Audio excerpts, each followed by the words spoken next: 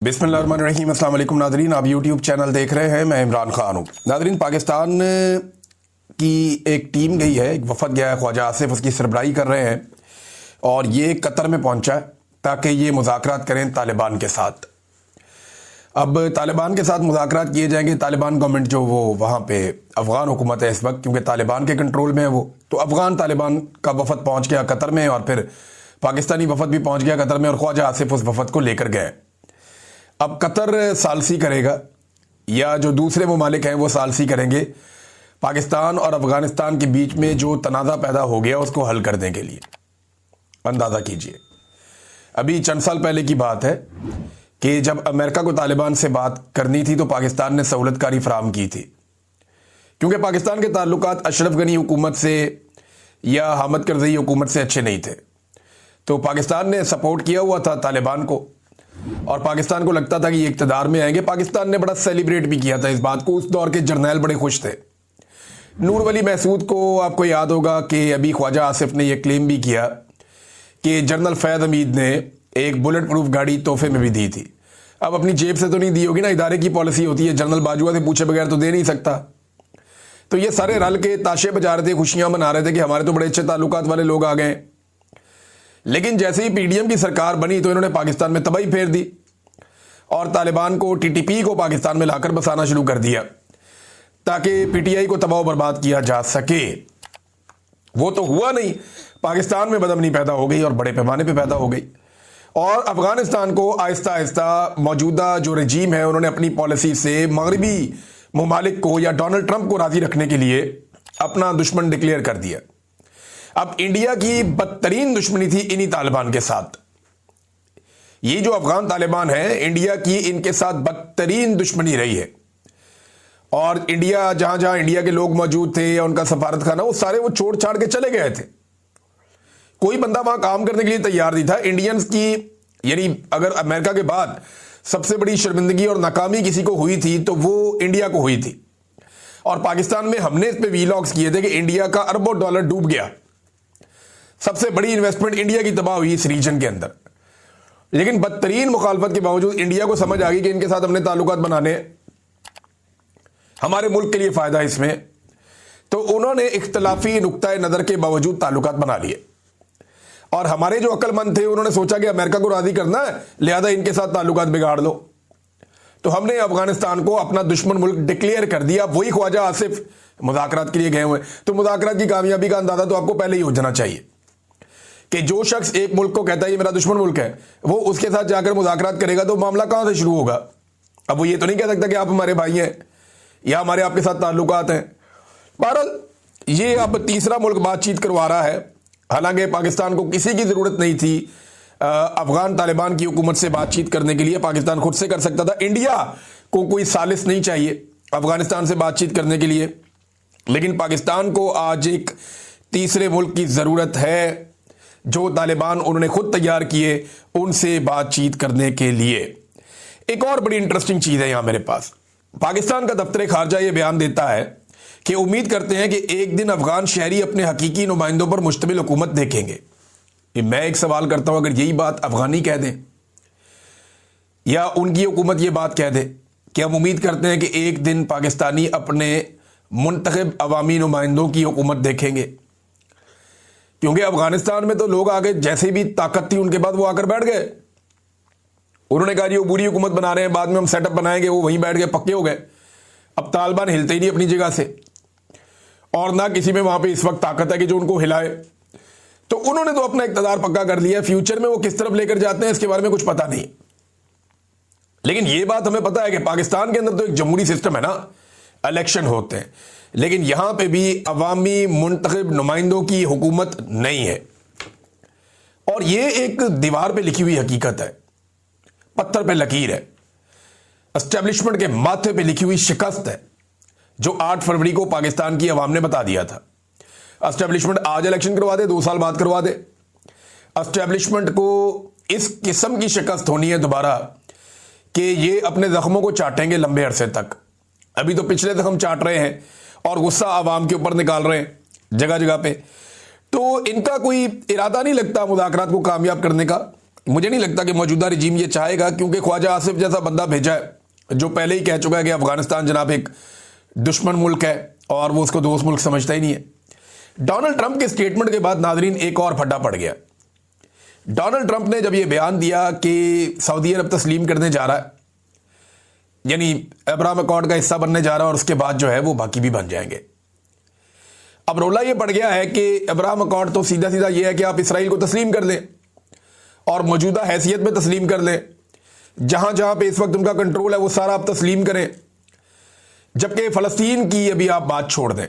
Abraham accord तो ये है कि फ़लस्तीन के बारे में आप कहें कि पवस्ता रहे शजर से उम्मीदें बाहर रख, हो सकता है कभी तुम्हारी कोई रियासत बन जाए, लेकिन फ़लस्तीन को ज़हन से निकाल के आप इसराइल को तस्लीम कर दें।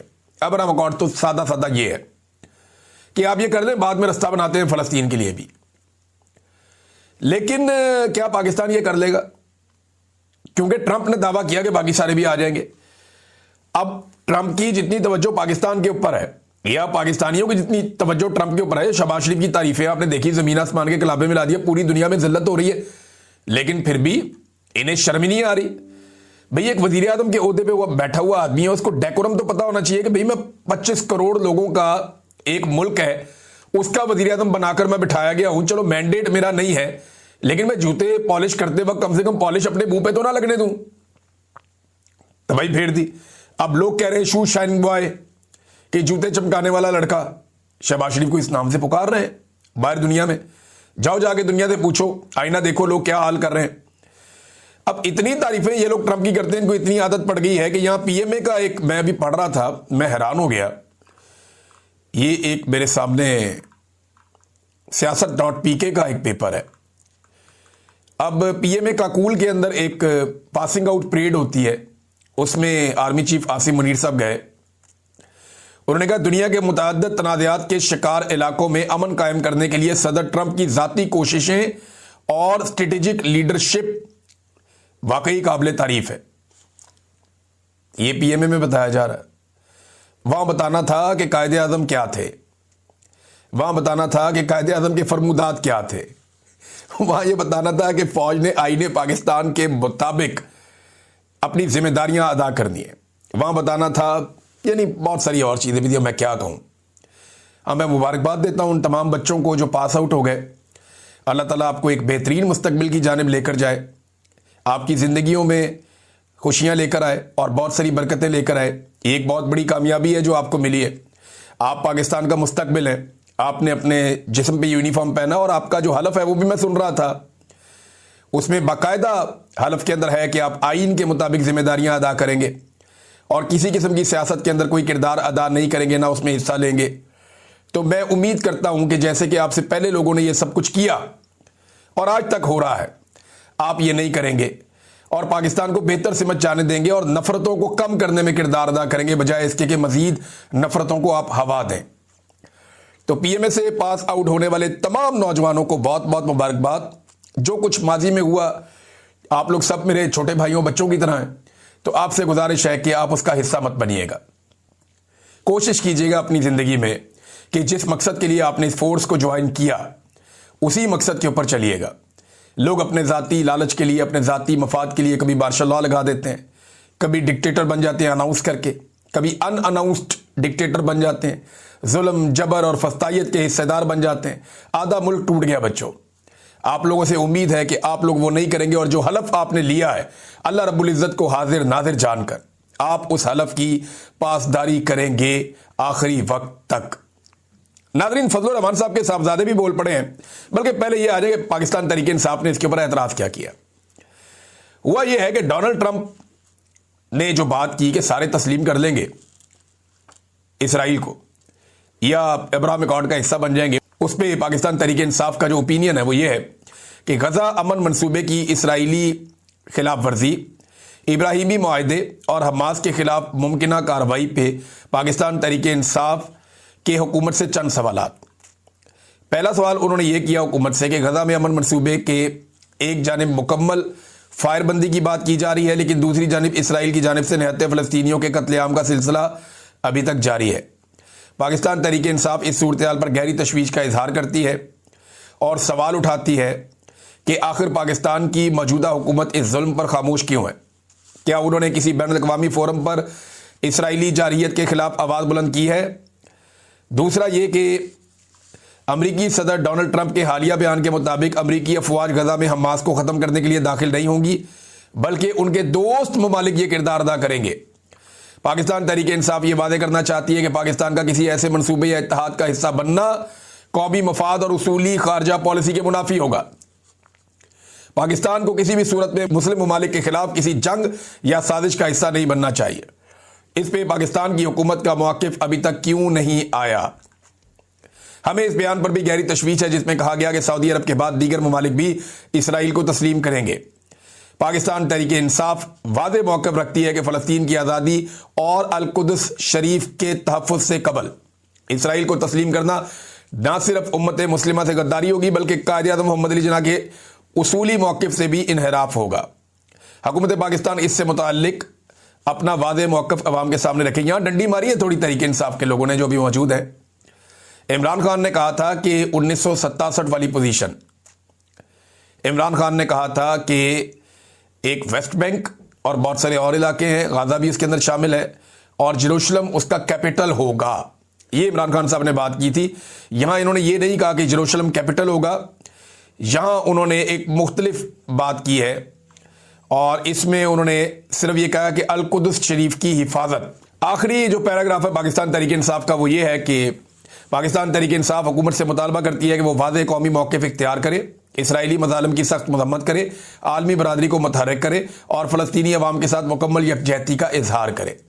और पाकिस्तानी जो गवर्नमेंट है वो इधर पाकिस्तानियों को मार रही है, उनके ऊपर जुल्म कर रही है, उनके ऊपर जबर कर रही है, उनके ऊपर तशद्दुद कर रही है। जो लोग निकले थे उनके साथ इन्होंने क्या किया, मैं ये एक सुन रहा था क्लिप, मुझे बड़ी तकलीफ़ हुई सुन के, लेकिन मैं आपको सुनाता हूँ कि आखिरी वक्त में जो साद रिजवी है वो क्या कह रहे थे सिक्योरिटी फोर्सेस से। ये जुमले ज़रा आप सुनिए, मुझे तो बड़ी तकलीफ़ हुई सुन के। पाकिस्तान हमारा है, हम तुम हमारे भाइयों, जाओ वापस चले जाओ और उनसे कह दो हम गोली नहीं चला सकते, हम इनको नहीं मार सकते, जाओ। मैं तुम्हें अल्लाह का वास्ता देता हूँ वापस चले जाओ, तुम्हें मैं रसूलुल्लाह का वास्ता देता हूँ वापस चले जाओ, मैं तुम्हें तुम्हारी हलाली माओ का वास्ता देता हूँ वापस चले जाओ। ओए मैं तुम्हें तुम्हारी माओ के दूध का वास्ता देता हूँ वापस चले जाओ। ओए वापस चले जाओ, मैं तुम्हें तुम्हारी माओ का दूध का वास्ता देता हूँ, उन 32 धारों का वास्ता देता हूँ, वापस चले जाओ, गोली बंद कर दो, वापस चले जाओ। अल्लाह तुम्हें बड़ी इज्जतें देगा, अल्लाह तुम्हें बड़ी जनाब सरफराजियां देगा, अल्लाह तुम्हें हमेशा जनाब गज़वा हिंद के मुजाहिदों में बनाएगा, लेकिन खुदा के लिए अपनी नस्लों को बर्बाद न करो। तो आपने सुना कि साद रिजवी साहब कैसे इनको वास्ते दे रहे थे, लेकिन इसके बावजूद अभी तक उनका कोई पता नहीं चल रहा। अब टीएलपी की खवातीन की गिरफ्तारियां भी शुरू कर दी गई हैं। यहाँ मेरे पास की तफसील मौजूद है और चादर और चार दीवारी का तकद्दुस पामाल किया जा रहा है। अल्लामा अब्बास अंजुम साहब की एहलिया की गिरफ्तारी हुई है और धमाका खेज मवाद और हैंड ग्रेनेड से हमला करने का भी उनके ऊपर मुकदमा डाल दिया गया। जनाब इन्होंने ग्रेनेड मारे हैं। ये कोई टीटीपी वाले हैं और ये बारूद वाले नहीं, दरूद वाले हैं। आप ज़बरदस्ती इनको उठा के बारूद वाली साइड पे लेकर जा रहे हैं। मैं पहले भी ये बार बार कहता रहा हूं कि दहशतगर्दों को तैयार करने वाली नर्सरी है पाकिस्तान की एस्टेब्लिशमेंट। निहत्ते लोगों को उठाकर पहले कत्लेआम करते हैं, फिर उनके ऊपर बारूद के और हथियारों के ढेर डाल दिए जाते हैं, फिर उन्हें ज़बरदस्ती उस रास्ते पर चलाया जाता है और बिलाखिर दहशतगर्द तैयार कर दिए जाते हैं। ये तो बेचारे दरूद वाले मौलवी हैं, तो बारूद वाले मौलवी नहीं है। इनके ऊपर उठा के जो है वो अब बारूद डाल दिया है। मेरी समझ से बाहर है, मेरी समझ से बाहर है। इनको मशवरे कौन देता है और ये किस तरफ लेकर जाना चाहते हैं पाकिस्तान को। इन्होंने देखा ना पहले कि कोई तरीके लब्बैक का रिएक्शन नहीं आ रहा, कोई रद्द-ए-अमल नहीं आ रहा, तो इन्होंने कहा जी अब खवातीन को भी उठाओ। ये नेक्स्ट स्टेज के ऊपर आ गए हैं। देखते हैं क्या होता है। बहरहाल हालात ये हैं कि शहबाज शरीफ साहब के लिए तकरीर कर रहे थे इख्तियार वली साहब हैं, एक इनके PMLN के खैबर पख्तूनख्वा में। तो स्टूडेंट्स का एक बहुत बड़ा इकट्ठ था, वहाँ पे वो भी थे, कुछ PTI के जो रहनुमा है वो भी थे। बारी बारी सब ने खिताब करना था, तो ये फटाफट खिताब करके निकल गए। इन्हें आइडिया था कि बाद में बहुत धुलाई होगी। तो इन्होंने ना जिस वक्त ये बात की कि डोनाल्ड ट्रंप किसी को मुंह नहीं लगाता, तो डोनाल्ड ट्रंप ने जो है वो माइक सीधा किया शहबाज शरीफ के लिए और कहा जी आए आके बात करें, तो इस तरह की बात जब ये कर रहे थे ना, तो तालबा जो सामने तालिब इल्म मौजूद थे, उन सब ने शेम शेम के नारे लगाना शुरू कर दिए। कितनी तकलीफ वाली बात है। देखें, पाकिस्तान का एक आम नौजवान एक